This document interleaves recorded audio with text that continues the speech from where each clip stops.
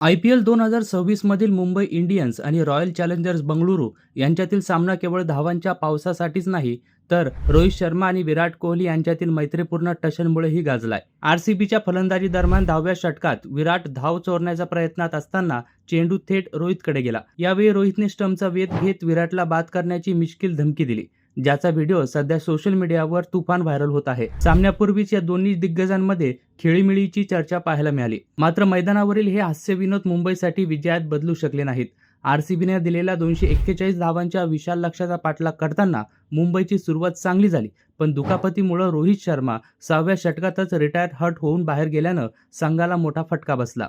मधल्या फळीत हार्दिक पांड्यानं 40 आणि सूर्यकुमार यादवनं 33 धावांचं योगदान दिलं, पण आरसीबीच्या प्रभावी गोलंदाजीसमोर मुंबईचा डाव 222 धावांवरच मर्यादित राहिलाय. सुयश शर्मा आणि कुणाल पांड्या यांनी महत्त्वाच्या विकेट घेत मुंबईच्या डावाला खिंडार पाडले.